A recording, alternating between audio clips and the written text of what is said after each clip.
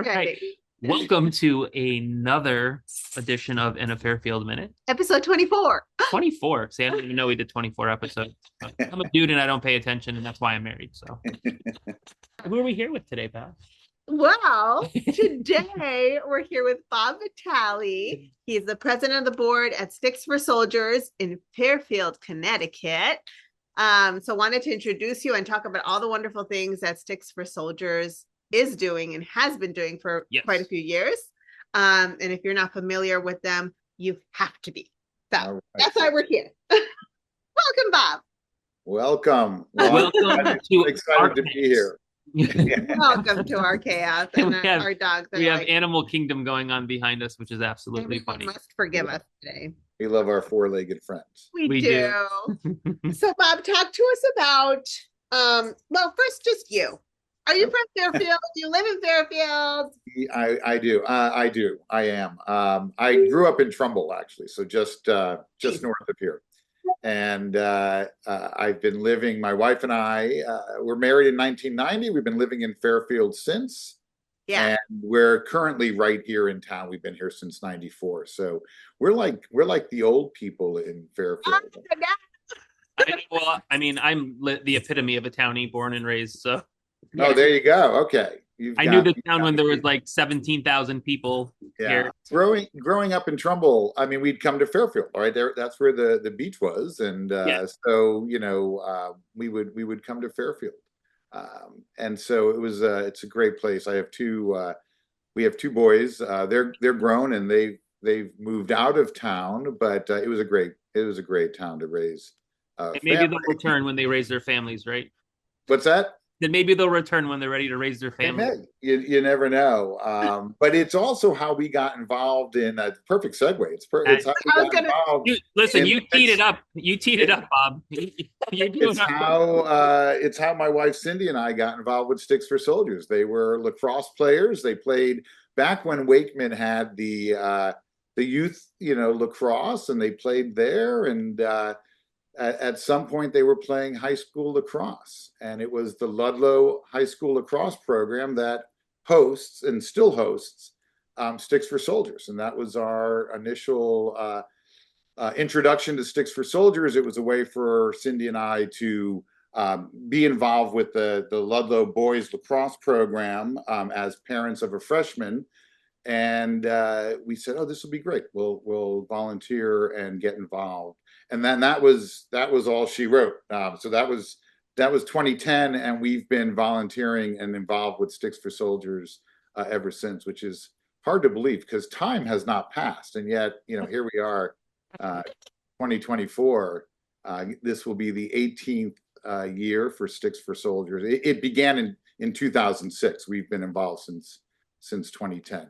That's so cool. Do you have any idea how it began? Like, was it the students? Was it the boys and girls lacrosse team that said, "Hey"? No, in fact, it was. So 2006 was the year that Sticks for Soldiers started, and we had at the time. I don't think there were women serving in combat. I believe that's. I think it happened shortly after. You certainly had women over time that were injured during times of war. But at this point, 2006, it was mostly young men that were coming back from our foreign wars in Iraq and Afghanistan, injured and severely injured. And it was a couple of dads whose boys were on the lacrosse team that said, there is this disconnect between those of us going on with our day-to-day lives while there's a war being fought. Right. And there are great sacrifices that are being made by young men and women that are serving in that war. And how do we connect these boys? I'm sure there was a dad that said, "How do we connect these knuckleheads with men and women that are serving overseas?" Right. So Mike Vukas, I believe it was Mike Vukas's brainchild. He and his wife still live here in Fairfield. Jim Tommins, who was a past president of Sticks for Soldiers, Chris Parisi, who was up until recently was a really fun note about Chris Parisi. We're currently living in his childhood home.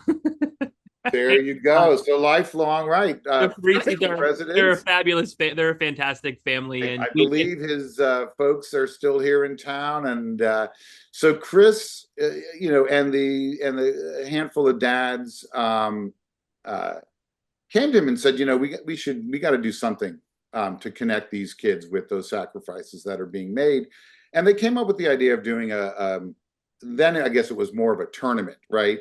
Sure. Bring some high school teams here to the Taft Field at Ludlowe. Yeah. They could play a game, raise some money. Let's see if we can find a veteran to speak to them just about service. And if we raise some money, we'll donate it to, and at the time, I think it may have been Wounded Warrior Project, but it was one of the kind of prevailing nonprofits that was raising money to support Wounded Warriors. Did any of them have previous military service or families that came from the military? None of them served. I believe I'm correct there. I don't know about families. I'm sure they had members in their family. That would be a good question for Mike Vukas. Sure. I don't know if he has somebody in his family maybe that was serving or might have served, and maybe that's what brought it, or just somebody that, and I know this to be true, somebody that cares that much about the sacrifices that are made. So it absolutely, and the only reason why I ask is because, as I mentioned kind of to you before, my father was in the United States Army for more than half his life, so I naturally have for lack of a better term, I was an Army brat. So I just kind of naturally have it's important to me. Sure. That subject is very important to me, and I have friends whose fathers were in the military as well, and moms. So it's something that comes kind of second nature to us to want to honor veterans, show respect, and things of that nature.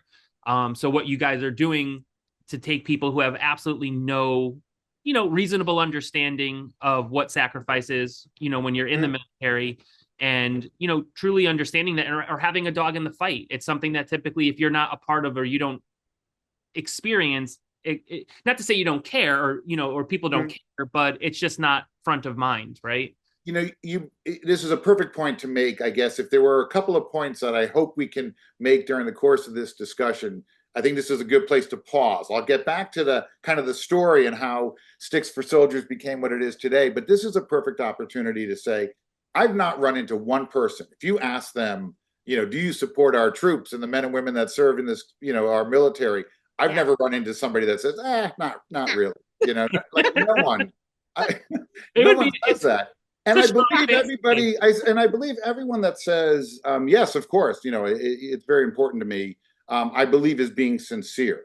Sure. Yeah. The next question is, and so what are you doing to support them? And that's where I think there's a great fall off, right, between people that, yes, I support our troops, and then what do you do to actually, show that support? And I've said this over and over in the course of my years being involved with Sticks for Soldiers.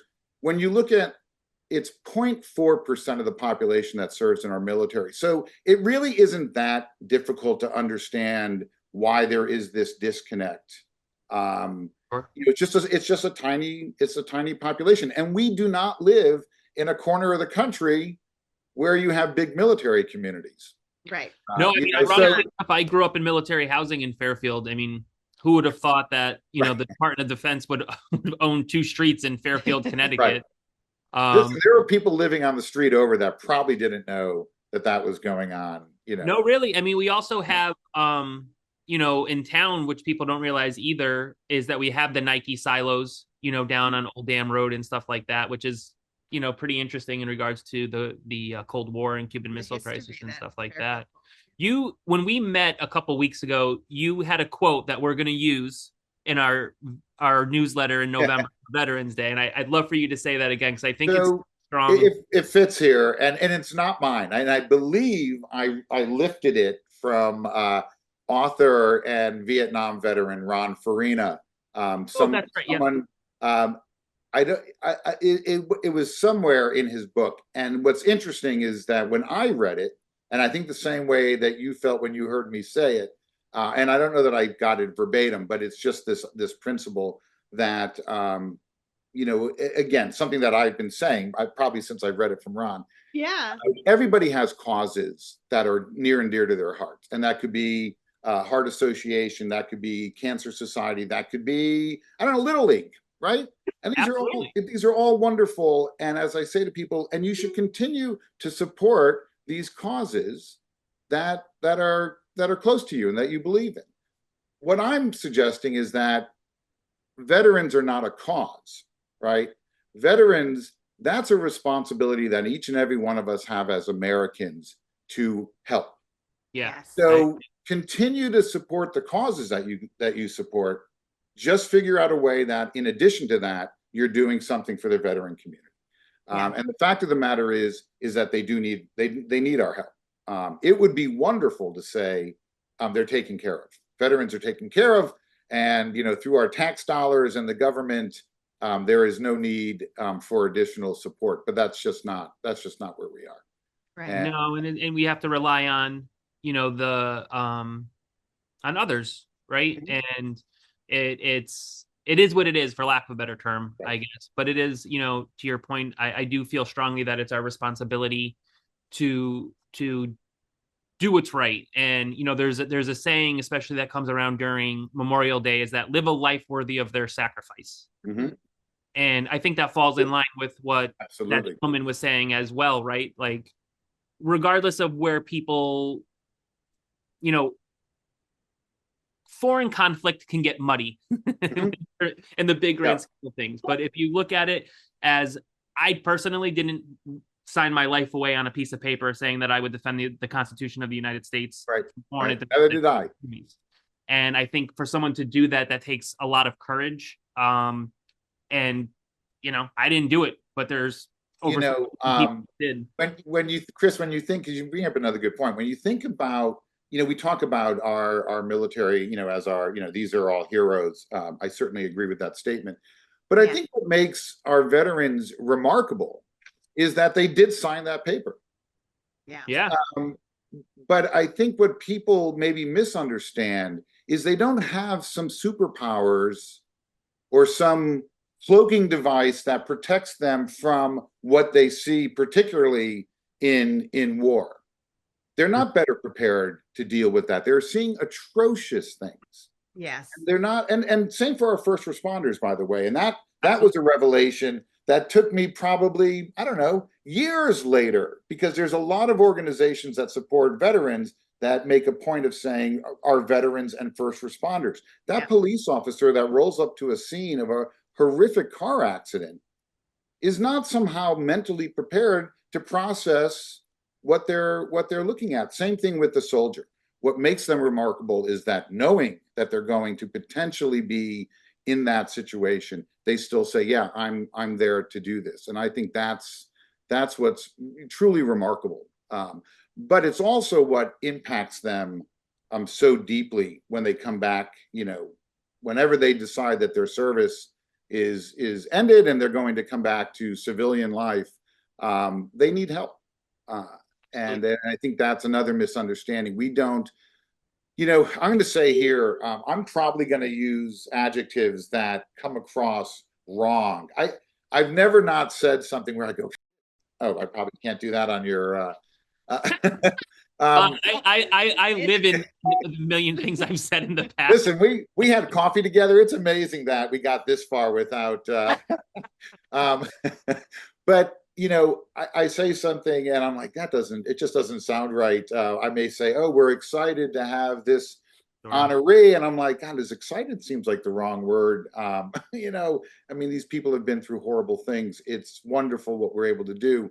But again, it's more like what an honor, right? What an honor. Yeah. Oh, absolutely. People here with us and to be able to share their experiences and like, really, how lucky are we that we get to sit here and share in that with them, because the last thing we want them to feel is also alone, or that have to carry this on their own.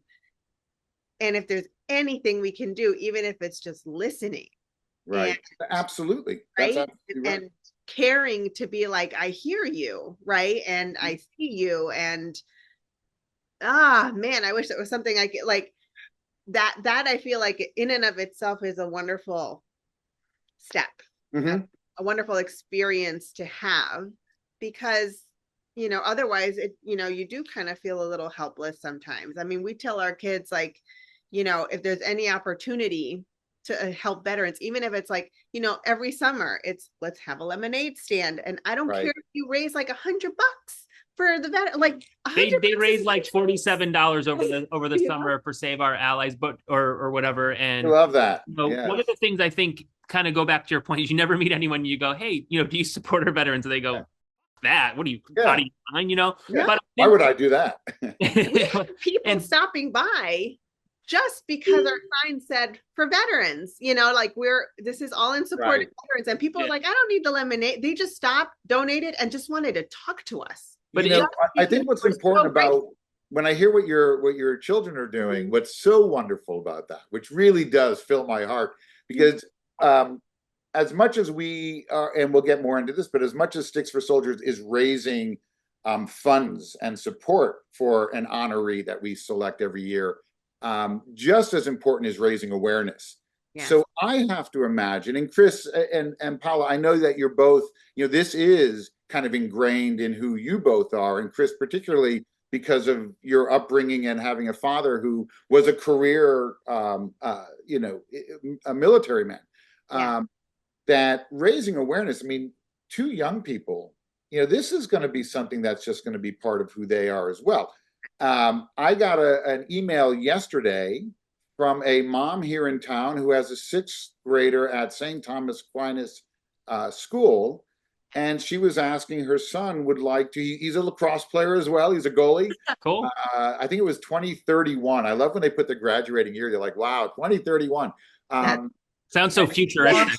They have to do some sort of a community service, and she was asking if there would be any role that her son can play with helping at our event in November.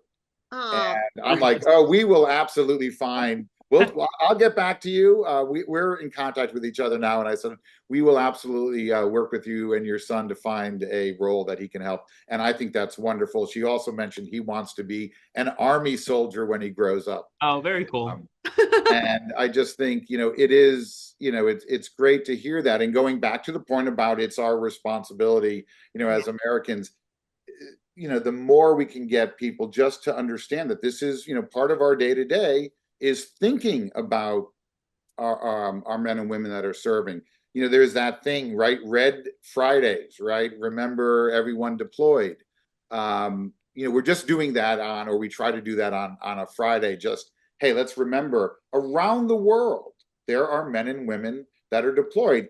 I have a son who's in the Navy, and he will be deploying beginning of next month. And he won't be here for Thanksgiving, and he won't be here for Christmas. And the reason I bring that up, it's a 6-month deployment. But I had a friend the last time he deployed, which was like 18 months ago or a little over that. Said, will he be home for the holidays? And I'm like, no, no, they're deployed. They don't get home for that. One thing I learned, Bob, is Uncle Sam doesn't give a No, they have an important job to do. You know how many vacations I was supposed to go to as a kid, and Uncle Sam told my father, not happening today. No. And those are the things, even though, when we talk about your responsibility and just being aware, just understand that there are men and women serving away from their husbands and wives, their children, right? Yes, their parents. And we just need to keep that in mind, right? Because the things that we look at as, it's difficult, I'm not going to, we all have our cross to bear. But you put it in perspective, and we may have talked about this when we had coffee a couple of weeks ago, just, there's times that you take a step back and you go, what am I complaining about? Yeah. And these men and women aren't complaining, by the way, but it is a hardship. 100%. And again, they do it. They volunteered to do it. They know what they're getting into. But we should at least just remember that. Just keep that in mind. That every day. The Red Friday is to try to do this on a Friday so you can, remind people of the sacrifice. But it's happening every day, right? They're Right. around the globe 7 days a week, 24 hours a day. Yeah. And their families too it's supporting the veterans, but also their families back at home. Absolutely. What they have to endure and adjust to in day-to-day lives is also something that we can sometimes just kind of like forget. It's just kind of like, oh, so and so is, married to someone in the military or whatever. Right. But like that must affect their daily lives like crazy. So how I know there's many ways to be able to support veterans and their families. How does Sticks for Soldiers do that and facilitate? Sure. So if I can, I'm going to get back to the story because it'll lead into this, right? Yeah. So it began with like four teams initially came together. They played, it was probably part of their season. Right. And they played games against each other, and then they had a veteran there that spoke to them. Yeah. So we'll do the Reader's Digest version. It went from four teams to as many as 60 teams, boys and girls from around the state of Connecticut. Incredible. Coming here to Fairfield. It's always been now the Saturday after Thanksgiving. Yes. They come here. They play games, all day long. So they start playing lacrosse games at 9 a.m. at noontime. Oh, and I should back up. So in the initial days of the tournament, they were raising money and giving it to a nonprofit that was using that money to support men and women serving in uniform, particularly severely wounded veterans. In 2010, Brendan Morocco, who I believe lived on Staten Island, he lost both his arms, both his legs. And he was the first to have a double arm transplant. Oh, wow. You can find a clip of him on David Letterman, which I recommend. Go look at it. He's just this wonderful young man. And so these same, Mike Vukas, Jim Tommins, Chris Parisi, they said, oh, what if we raised the money? And I believe they had some connection through someone to this family. Okay. So what if we raised the money for Brendan, right? He's got to retrofit his home. There was a lot of need there. And that was the birth of Sticks for Soldiers honoree. From that day on, we've always identified a severely wounded veteran of the post 9/11 era that we were raising money for. And again, raising awareness, still a big tenet of Sticks for Soldiers. But by having this person, it just connected the boys and girls that were now part of Sticks for Soldiers to that sacrifice. They got to understand their story in more detail. Sure. And they can see the difference that they were making, right?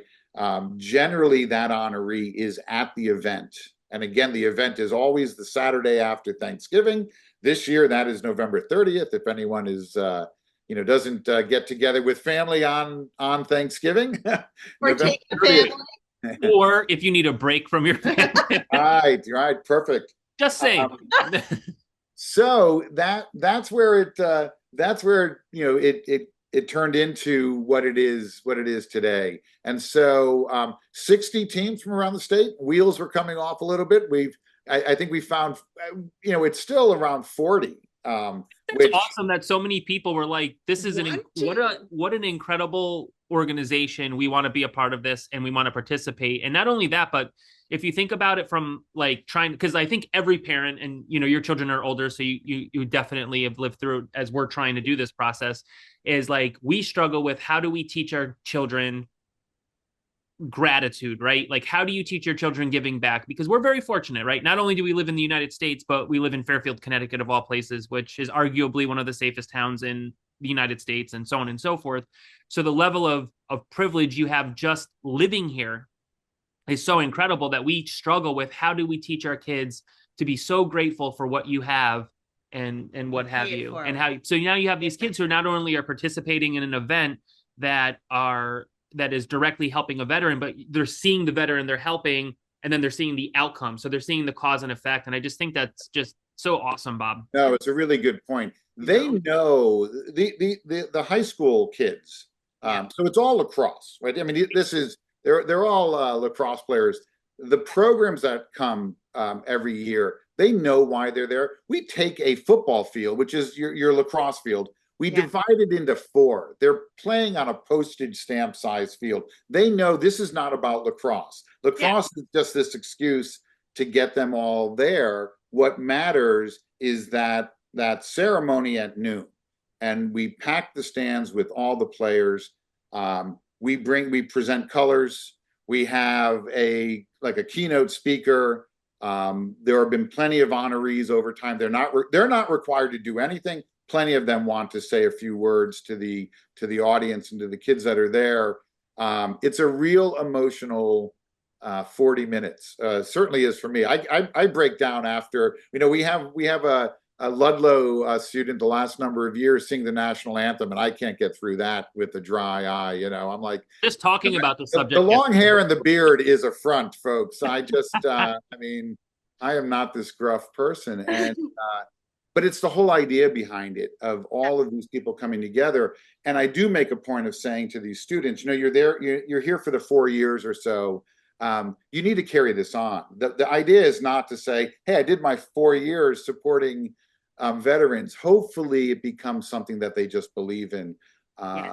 We hear from parents and student athletes alike that it's a real meaningful event. I believe, I know it has, that it impacted my son in terms of confirming his interest in serving. Sure. Let's put it that way. So it's wonderful to see that. They're quiet. I mean, the kids are not restless during the ceremony. They understand how important this is. And we've more recently been talking to the honorees to say, what has it meant to you?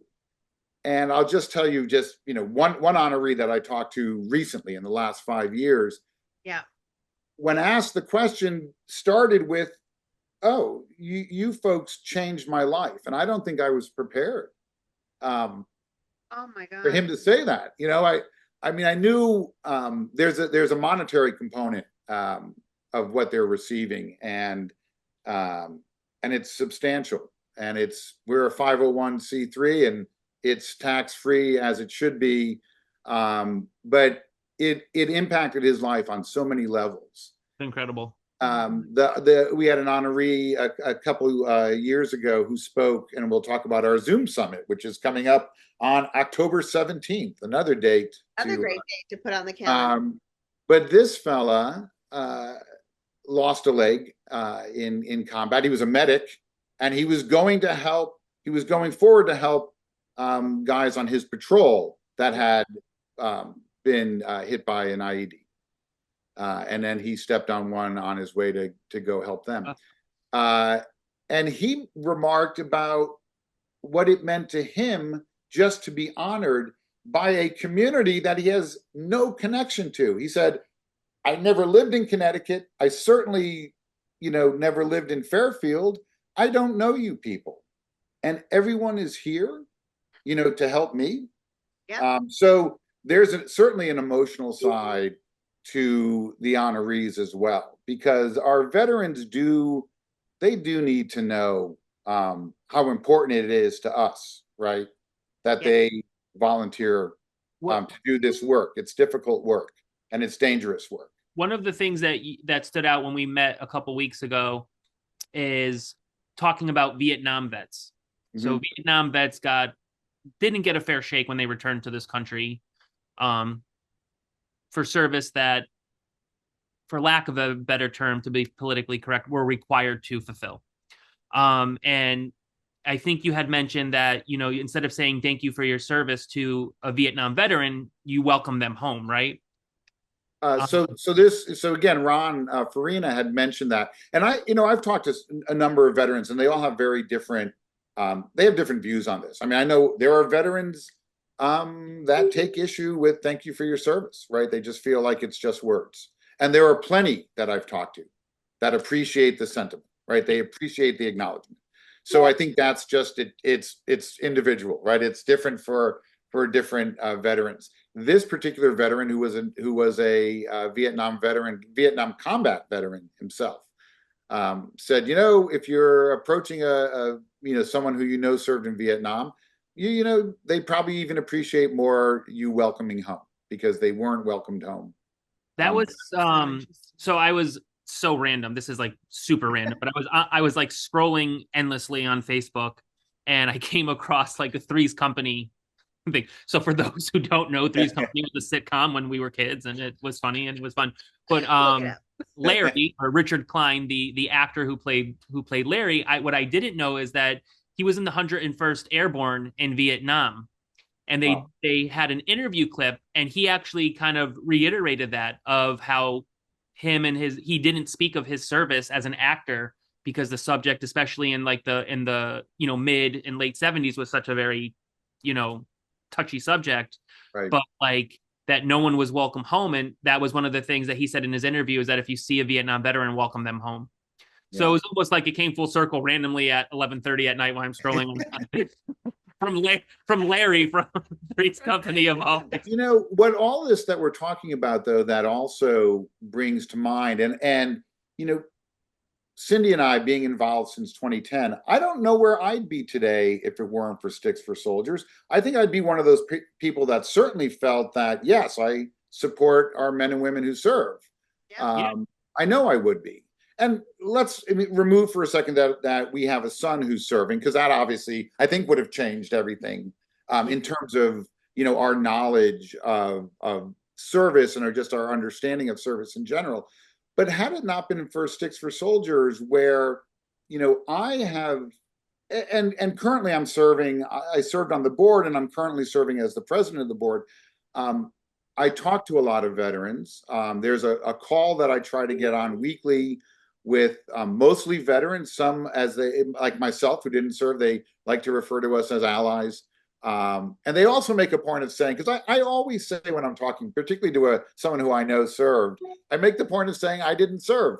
And I've had plenty say, yeah, you're serving now. Like, they've said, Bob, you know what? There are veterans that do less for the veteran community now than people who didn't serve, that give back to the veteran community. So there are a lot of ways to serve. I think everything that you do encompasses, and I mean to interrupt you if you need to finish. No, that's okay.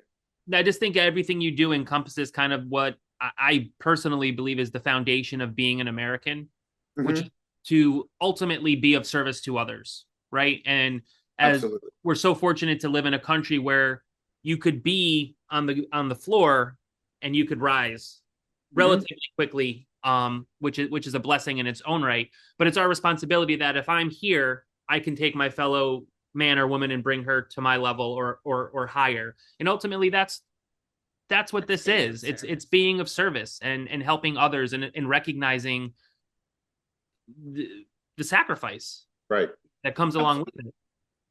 Absolutely. So, earlier on, I mentioned, using adjectives, and I guess I'll apologize in advance to anyone who is going to hear this, particularly someone who served, because I don't know a better way to say it, but, when we talk about post-traumatic stress in particular, the more I've learned about it, and the more I've talked to veterans that are open about it being something that they deal with and struggle with.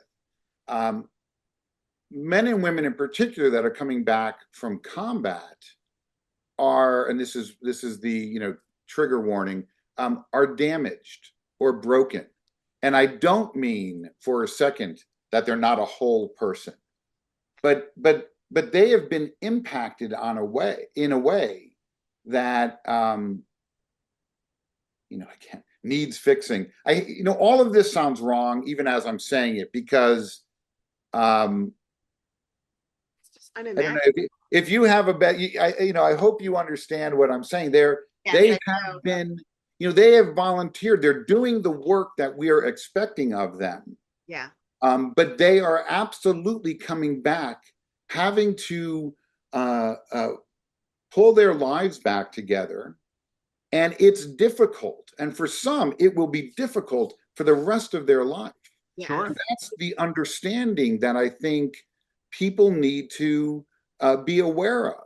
Yeah. And it's why we need to be there for them.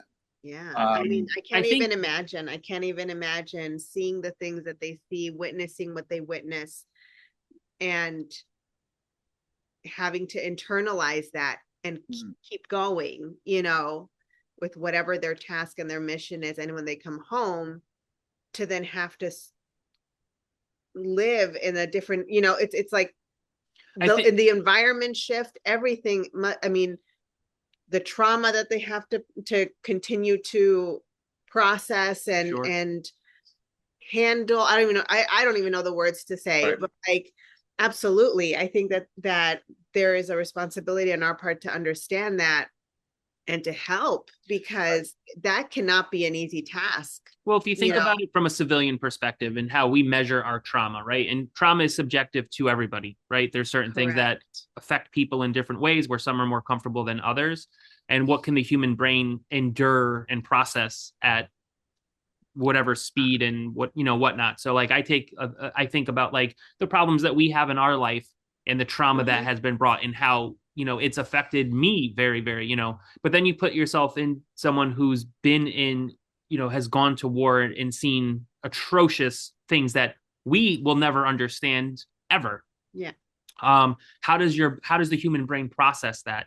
And when they come back to this country and assimilate to civilian life and things like that, like there needs to be someone there to help them assimilate, to help them process all of these things, right? And that's where Sticks for Soldiers absolutely comes in. But not only does it come in from like, oh, hey, we're taking some money and we're gonna give it to a charity. You all are taking the money that you raise and you're giving it directly to a veteran, and it's going to directly impact that veteran's life. And you are changing lives, and you are helping people on an extraordinary level, Bob.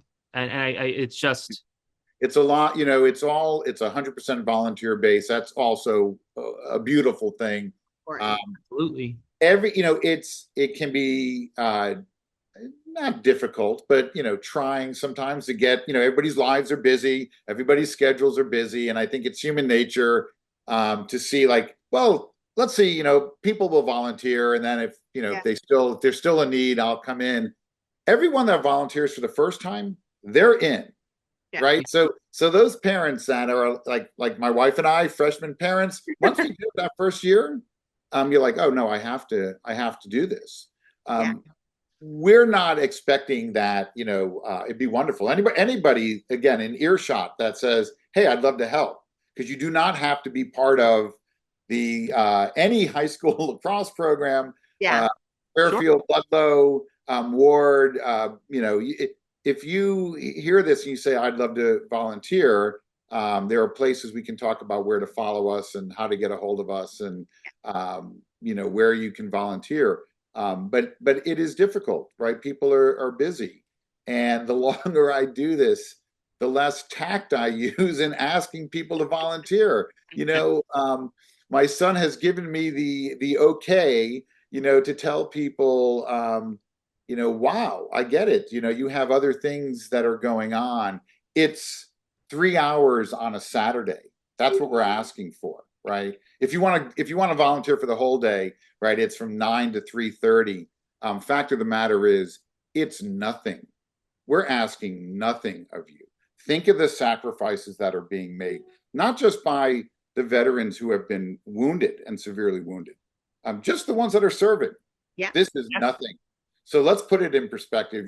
We said, right, it's Thanksgiving weekend. People might say, oh, I have family in town. Well, then bring them. Bring them. Bring them.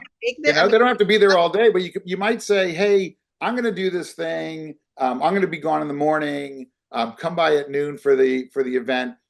The fact of the matter is, because there was a point that I was like, yeah, I know it's a lot, but we need your help. And I'm like, what? It's not a lot. I'm sorry. This is simple stuff. Yeah. Sure. And I'm always thankful to everyone that volunteers and helps. Yeah. But, I don't know that we have to get on our knees and, it's like, no, you did what you needed to do. That's great. And what a better way to use like Thanksgiving weekend. What a better time to Oh give yeah, to even put thanks, together the significance to give of thanks for what a we weekend of have. No, See, those dads, they were smart, right? They're like, hey, we're going to do this. yeah. It's always the Saturday after Thanksgiving. This is a way to give thanks. And again, so now I've kind of laid out, right, where we began as a small, couple dads, Chris Parisi in the program. Scott Bardish was part of the program No back way. there when it started. Do you know Scott? We Scott went to is high on our school board together. now. Tell him I Yeah, said hi.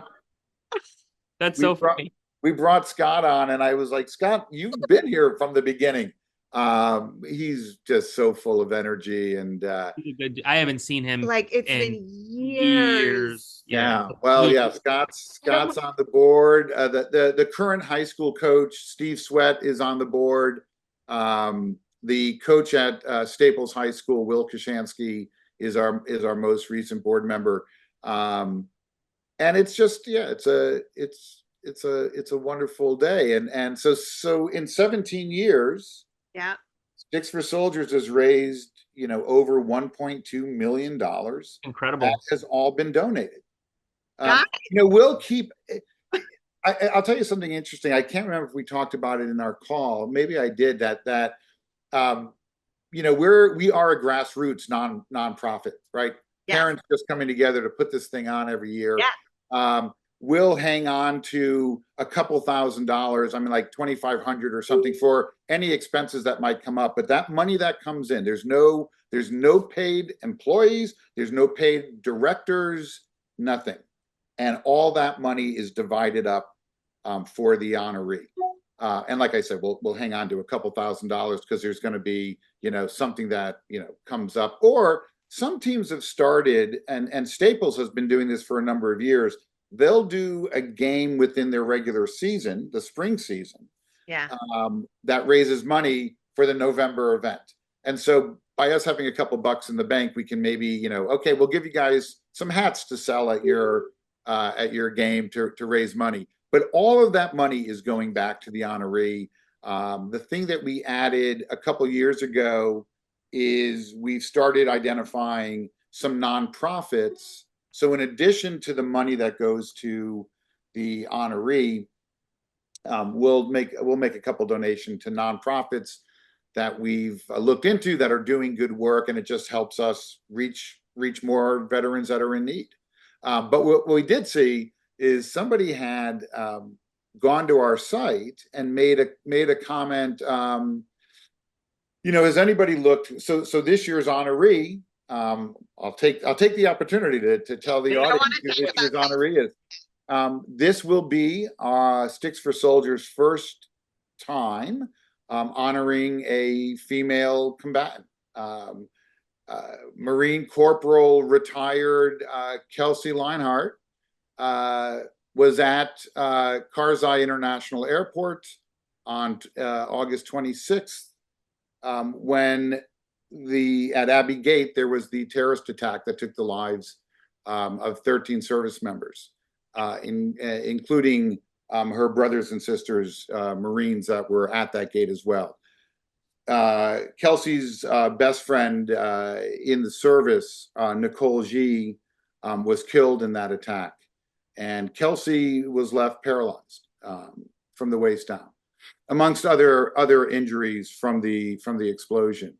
She is a wonderful young 22-year-old pursuing a career in interior design. She's in school between her college classes and physical therapy and doing what she needs to do, just full of energy. But she's a couple years older than the boys and girls that are going to be here on November 30th, and it's just even a greater connection, right? Exactly. That's exactly what I was going to bring up, is how young she is. Mm-hmm. And I mean, obviously not the only one, but like we stop and think, like even like way back in the day, people would join on 17 years old, 18, like so young. And to have someone who's only 22 and who's already suffered Right. what she But had she was suffered, 19, just right. She was 19 when it 19, in yeah. happened. the attack. Right. Right. It's No, just, I mean, you it's think crazy about to think. World War II. Those were very young. Those were young men, 17, 18 years old. Yeah. Right. You know, and in the same difference, you know, typically you get out of high school, and you know, obviously you're going to go to college, you might do a trade school, or you're going to join the military. Right. So you're 17 going into something. It's a It's a lot. it's a lot. Right. For, It's a lot. it's absolutely. I mean, for sure. imagine how, like, you know, people who are older, like the how hard it is to process and to, or to even live through what someone so young has lived through as well. I mean, that has to also bear a lot. Where now where is Kelsee from? She's in Indiana, and right now she plans to be out here on November 30th. Incredible. We'll get her out here. She and Ollie, her service dog, and I believe her mother may be coming out here with her. So we're we're working just to make sure that that works with her schedule. So hopefully, right now our understanding is Kelsee will be joining us on that Saturday. And so what we haven't done, because we just haven't made it a focus of Sticks for Soldiers. We've got the lacrosse community, right? That's been done well, and these teams and programs from Greenwich to Glastonbury, they all know. They know November's coming up. I'm already getting emails asking, when can we? Is registration open yet? When can we get in? We haven't gone to the Fairfield community. We just haven't. We just haven't like said, hey, you don't need to come and watch the games. I mean, you're welcome to. Yeah. But at noon the ceremony begins. It's 45 minutes, if that. Yeah. And it would be wonderful to get people to look at that Saturday and say, oh, put on the calendar at noon. We're going to walk over or drive over to, Fairfield, Ludlowe, Taft Field, and just take part of this day. I agree. And that's what we're doing now. I love this. And I love that we're a part of this now because it is so important. I feel like this should just be like part of your Thanksgiving weekend tradition, right. Like literally, like this, it's just a little bit of your time. Mm-hmm. Like Bob, like you said, like you can stay the whole day. You can come just for the ceremony. That is the reason that you're even doing this. Right. Come for the ceremony at noon. I mean, why it took us this long to go, how do we engage the community? But we're so thankful. It's just like the turkey trot. You know what I mean? You're going to get your run in, swing by Ludlow. Right. That's right. I think it's going to be amazing. And so what do people need to do since we're inviting them to come? Is it something they can just show up for? Yeah. So there's no tickets or anything like that. You can just show up. There's get a seat in the stands and enjoy the ceremony. We always encourage everyone to say hello to our honoree and any other invited guests that are there. Is there an opportunity before or after for people to come up and Oh, absolutely. So generally, and we have honorees that have been there from the beginning of the day. So they're just there and they're happy to talk to people. And it's again, because we've now been talking more to our past honorees and you hear how meaningful it is to them. This is even more important to me now because I know having people in a community that they're not from, it just means that much more. And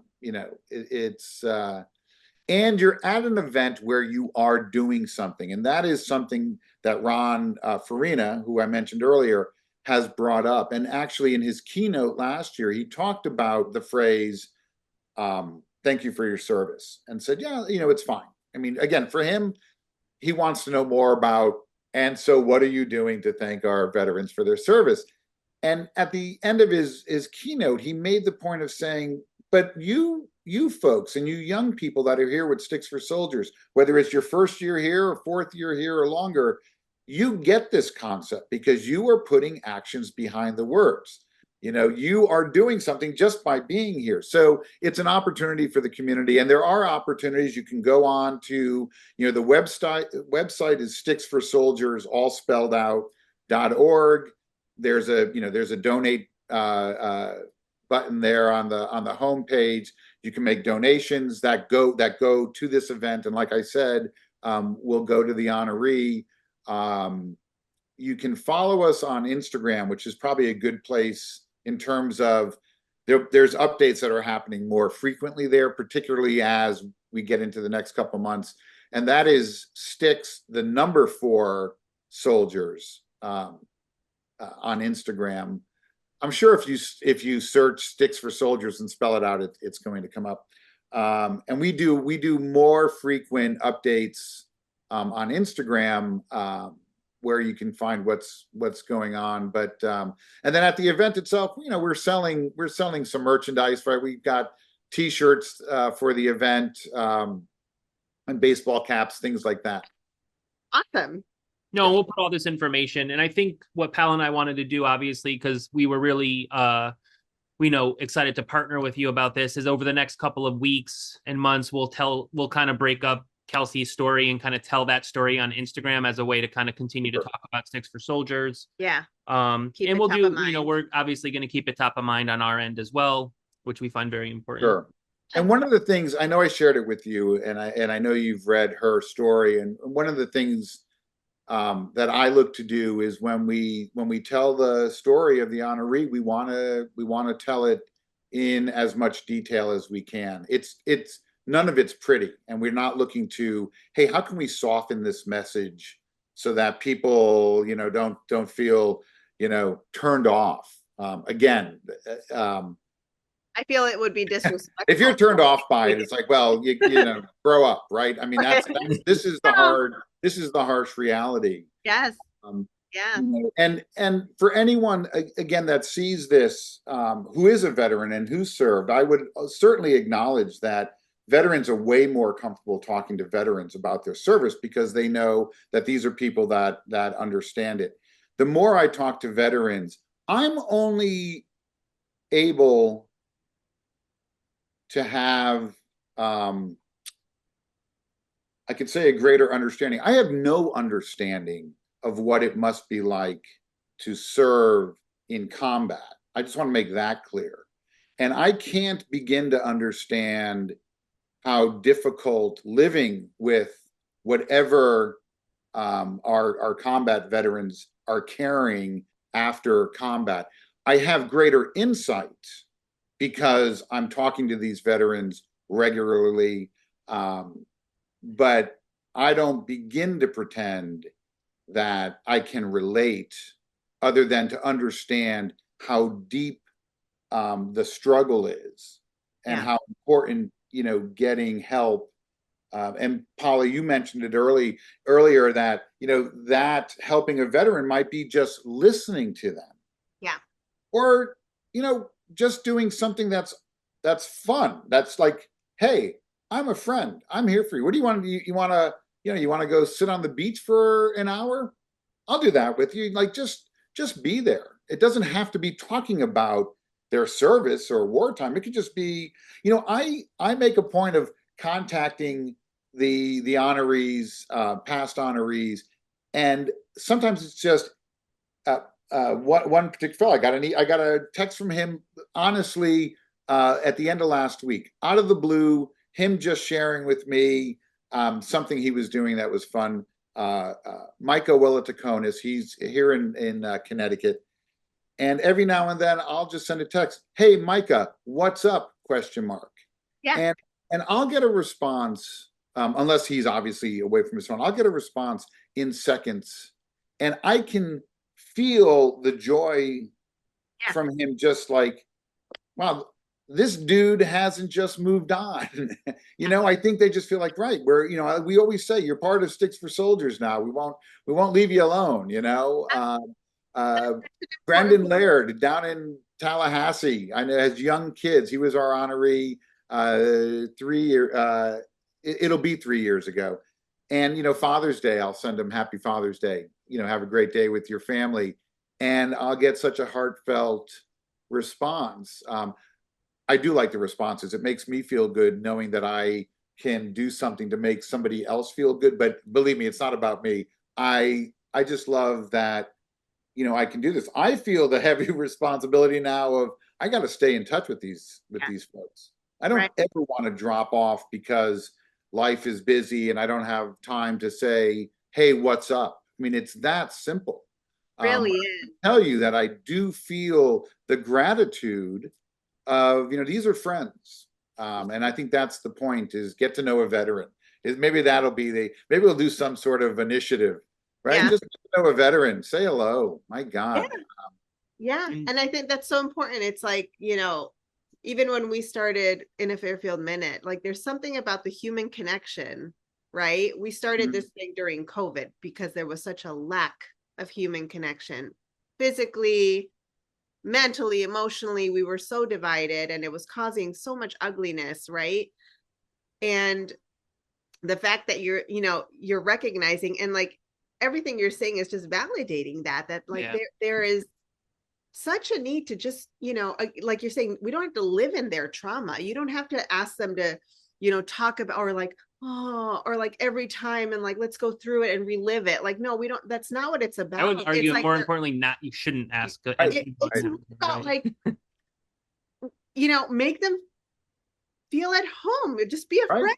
Just be there in whatever capacity that you're able to, right? Because not all of us might be able to contribute financially. Not Mhm. all of us might Right. be able to have the strength to hear the stories, because when you read Sure. in this, as in this example, Kelsee's, this year's honorees, her story, it is, I mean, it is rough, and Yeah, it's difficult. it's rough. Like war is horrible. Like the stories aren't pretty and they're not going to be wrapped in a little bow. It is heart-wrenching. Right. And it will very likely bring a tear to your eye, or many, right? It's hard. Mhm. But these, you're reading it, they've lived it, you know, and we have to have that respect for them to, you know, to hear their story and do what we can in whatever capacity Just that be there, right? And you know, we Chris, can. you brought up a point early on too. This is not about politics. This is No, not about, we all have different feelings about different wars and conflicts and where we deploy the men and women who serve this country. They don't have a choice, by the way. right. You know, my son every now and then will be talking to me and say something about like who owns him. You know, he might be like, oh, if they send me over to here, the problem is I'm no longer owned by, you know, the Navy. It's going to be fall. And I kind of laugh, but I'm like, yeah, he's right. He's not a free man. They're not free. Um, they've they've made these choices. They're not complaining either. It's just they talk about it so naturally. Yeah. Um, and that is the point. Is listen, none of us want a war. I don't want a war. I don't want to see our men and women have to go serve anywhere where they are in danger, in harm's way, that they're getting, you know, injured like this. Fact of the matter is, I don't think we need to know all the details of why we go to war in certain places. It's complicated. It is. That is that you want to talk messy, and we've made some big mistakes as a nation, as all countries. I think that is not what this is about.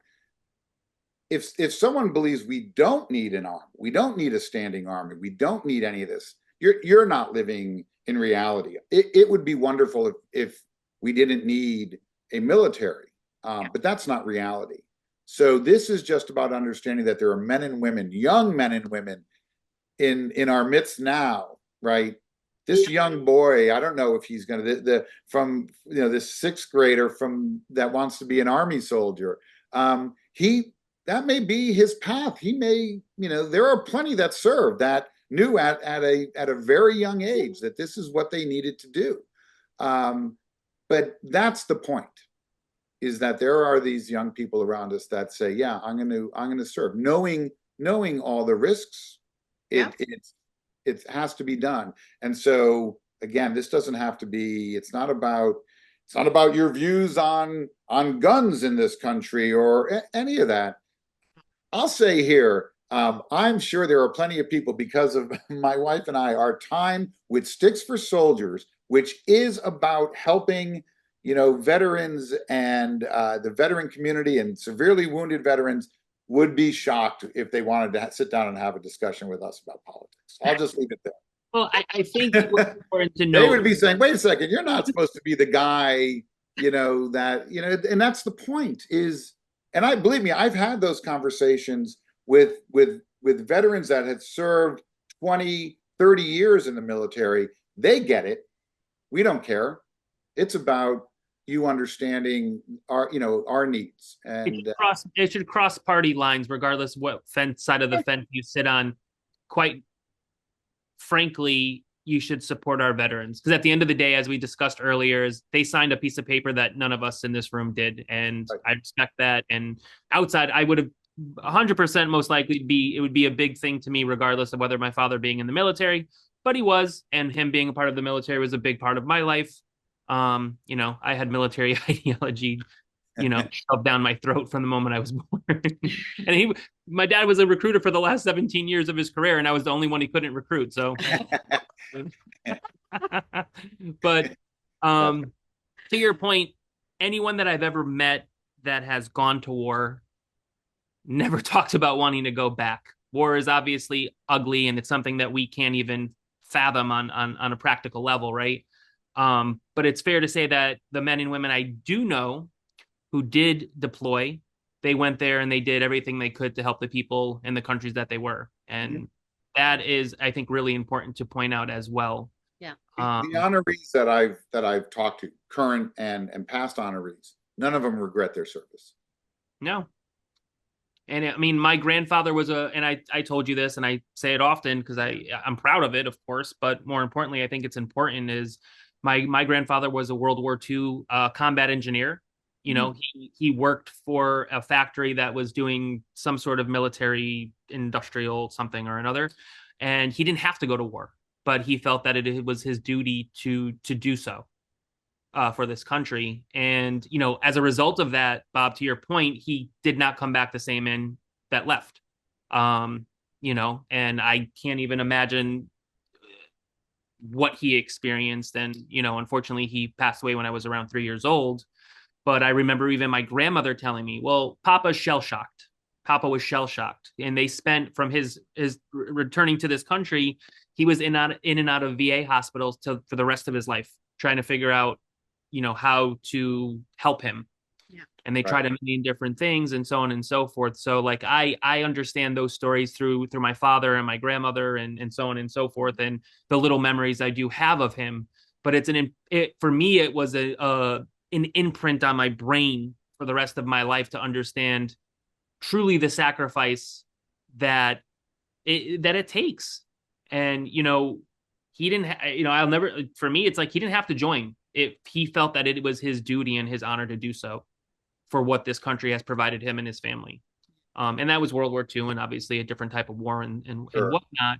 But it was an important lesson for me, because that's, in my mind, that's absolute true sacrifice. I couldn't respect anyone more than I could him for doing something that he ultimately knew would kill him. Right. So again, that's what makes, in my opinion, that's what makes all these people so remarkable. Yeah, absolutely. They're not going into it blind. I mean, they understand the inherent risks, and they say, yes, sign me up. And a point to make to, parents that might be seeing what we're talking about and have young children, and you have no idea where they're going to end up. I look at my son, there's nothing, my wife and I can't go back now and go, oh, ever since he was, in kindergarten, it was clear that this was a path he was going to go on. No. And I've talked to people that it is the opposite. They're like, oh, there was only one place that this, young child was going to go, but that wasn't the case. There are things I can look at in terms of character that don't surprise me at all, that he's where he is. And there are things that my wife and I have done. My wife is very involved with Fairfield CERT. Okay. And she has been for a long time. She changed careers from the design side. Paulo, we talked about, a designer, then working with commercial paper, to being an EMT. He definitely saw that service as well. And we have both volunteered prior to Sticks for Soldiers with other community organizations. So I think all of that certainly informs, our children and probably played some role, here and there of, service. But again, it's other people's children that serve. You don't know. And, Yeah. your kids will surprise you. We couldn't be, by the way, more proud of both our children. Our other son is a physical therapist, and in some ways, I look at that, I'm like, well, you're helping people. I think there's something that just their experiences growing up certainly informed who they are today. Yeah. But we could not be more proud of our son serving. And my wife and I don't consider ourselves, we're technically, I guess, in the military family, and we feel a bit awkward. We've been at some events where, that's acknowledged, and we're like, yeah, I mean, we raised him, but he's in the military. We're just no, but my father will tell you, and he, like I said, he served more than half his life. I mean, my father lives and breathes this, and he's 86 now. So, but there is a level of sacrifice that goes along with the family as well, to absolute capacity. I didn't see my dad as a kid. Sure. As a result of whatever he was doing and what he was doing. But there is a sacrifice, and a lot of my friends in the military will argue the same. Just love that saying, live a life worthy of their sacrifice. Yeah. I would say to wherever you are, but folks in Fairfield, the flags of honor. Have you been to I don't even know what that little Field of Honor. Yeah, we got my dad a flag this year. So we've been getting my son a flag for the last 3 years or so, maybe 4 years now. But that's wonderful too. People should walk over to that. It's a 7-minute ceremony. But those are people here in our community, and I don't know, that's coming up. I can't remember if it's usually Veterans Day, like that. Veterans Day. Yes, right. Early November or around that time. But yeah, that's a wonderful event to just pop on by. On behalf of Sticks for Soldiers, I can't thank you both enough for just helping to let's get the word out. So we're really hoping this is the beginning of engaging the Fairfield community, as you said, Paula. Make this a part of your Thanksgiving weekend. That at noon, we're gonna run over there, and then after that, go. I forget when Santa lands in town. I think it's Sunday. It's Sunday. It's the next day, right? All right. Yeah. All right. Yes. There's no conflict. No conflict with Santa. Santa wants you to go. Right. Listen, you could still go out drinking afterwards. I don't want to push any misinformation, but maybe Santa won't show up if you people in the community aren't. You might just do a flyover, right? Yeah, he's checking his list. It's an absolute honor for us to partner with you and help spread the word about Sticks for Soldiers, as again, it's something that's important to us. And 10 or 12 years ago, a friend of mine recommended a book called The Art of the Start, which is for entrepreneurs. I'm gonna write that. One of my whole takeaway, it's a very short book, but the whole takeaway from that is no matter what you do, right, whether if you're an entrepreneur, is that whatever you do, make sure that you're of service to others. You have some form of a charity attached to what you're doing, because even if your organization fails, it didn't, because you're still helping people in the process. And again, I just think that it's important to recognize that it's our responsibility to, as you mentioned, whether it's not only to our veterans, but just in general, to help people and be that example, right? And I don't know. It's just a support system. Everyone needs some level of support, and you never know what people are going and through. Even if you think that, like kind of what Paula mentioned too, like, oh, I can't monetarily help, or I can't do this, you would be surprised. There's this guy, David Meltzer, who's kind of like, I don't know, you ever seen the movie Jerry Maguire? Yeah. So he was Jerry Maguire's actual partner in real life. And I met him during COVID. I kind of started following on Instagram. Really very, very nice guy. But one of his bigger things is that, people tend to say, well, if I'm in a really tough spot or I'm going through something, I'm not helpful to anybody. And that's not true. Mm-hmm. Help people to the best of your ability, whether it's through service or if you can do it monetarily or whatever that may be, but you could always be of service. Don't sell yourself short, thinking, oh, well, I don't have money, so what's the point? Right. No, Right. Even if you're in your toughest part of life, you can still help people. Sure. I don't know. I mean, Really, really good point. it's even Like I messaging. said, volunteering. We'll be posting once we have these volunteer opportunities. And if you say, you know what, I'll give 3 hours to sell hats at this event, come on by. Oh, why not? Yeah, I think it's awesome. And it goes both ways, right? You're helping your community, you're helping this incredible honoree, you're also helping yourself. Like it all comes back. I will tell you, Paula, that the parents I talk to, especially after their first time that they do this, doesn't matter what they're doing. They're cleaning up the fields because that is one of the volunteer opportunities. At the end of the day, right? You are a part of this event, and everyone feels that like I did something. Yeah. When they say giving is better than receiving, it is such a powerful feeling. And I think that is what I hear the most from the parents. I half joke about getting volunteers. The parents are wonderful. I mean, the ones that are signing up, and like I said, they do it once, they're back for those 4 years. And they continue to support Sticks for Soldiers. But while their kids are there, they're like, yeah, we're gonna sign up and be here to help put this on. They get that. It's powerful. It is. And that's what you're passing on to your kids and everyone watching is, how simple it is. It doesn't have to be complicated, like picking up after the games, helping with selling the hats. Maybe you're bringing snacks for the players. I don't know. Right. Might be a million different opportunities to assist, but in order to have this event function, like there's a lot of people involved, and you can be a part of this incredible team. It costs you nothing other than just a little time, and even also, then it's time well spent. You're putting good energy. You're putting good energy out into the world, and I do believe good vibes. But I do believe if you put, and you do it from a genuine place, but I genuinely, and feel that I'm living proof of that as well, is that do good, and the universe or God or whoever people choose to believe, it all comes back full circle one way or another. And you never know who's watching you, right? You never know who you might be inspiring.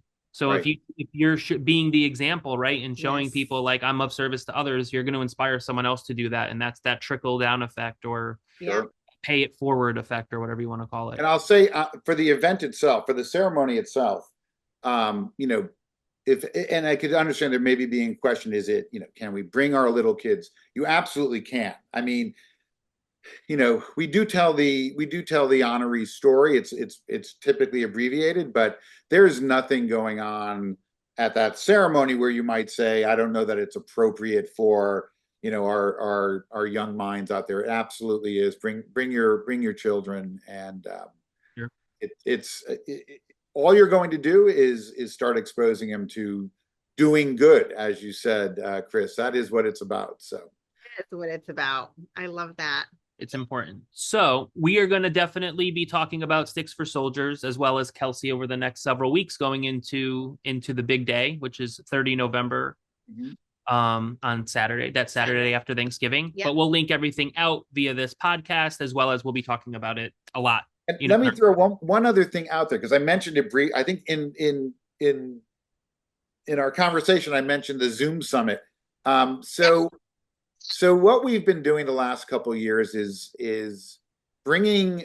So, for instance, this year we have Jim Tommins, who will. It's a Zoom call. It's October 17th. It begins at 7 p.m. It's generally an hour, and we bring in guests to speak, and they're going to speak for 3 to 5 minutes. Which, although we're speaking long here, 3 to 5 minutes, you can say quite a bit. Jim Tommins will be one of the speakers. He's one of the founders of Sticks for Soldiers. It's great to get their perspective and to talk to an audience that might not know where we began. And so you'll get Jim's perspective on that. He has a son that served in the Marine Corps, Marine officer. I think his son is actually in the reserves now as well. We have a past honoree, Ben Haro, who lost both his legs above his knee while in combat during, I think that was in Iraq. He played lacrosse at West Point. He was obviously an officer. This guy, again, talk about energy. He is doing great post military service in the corporate world. And so he's going to be speaking about his experiences, about service in general. Cool. With these guys, they say whatever you want to talk about. Yeah. And part of it will be what it meant to him to be an honoree with Sticks for Soldiers and what that did for his well-being, let's say. Yeah. And then we have a professional for you, lacrosse players out there. We have another West Point goalie who went on. He served this country, and then he went on to play professional lacrosse for a number of years. Played with Team USA as well, and so cool. he's going to. He'll be talking about, again, service, both military and as a professional lacrosse player, and how that's just set him up for his life endeavor. So we're going to have those three speakers, people join in on the call. There's a period at the end. We just open it up for, questions. Well, again, thank you both. And so we'll get you all the information about the Zoom call as well, because we'll be announcing the save the date and all.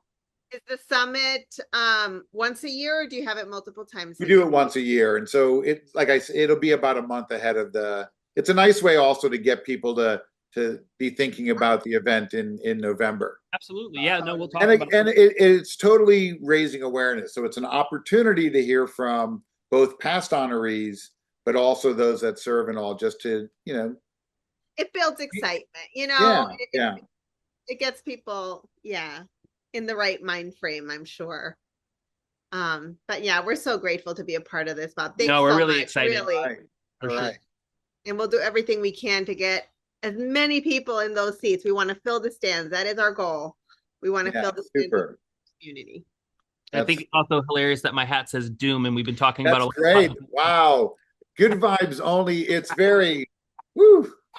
Missed that one. No, it's a band, people. It's flamenco. Yeah. That's back when Doom meant, that was good, right? There was It's a great band. And really good vibes too. Ironically, I know. Funny name, but really fun band. Anyway, thank you so much. Well, all right, thank you.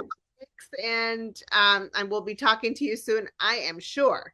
All right. Take care, everyone. Thanks, Bob. Appreciate it. We'll talk soon. Bye-bye. Bye.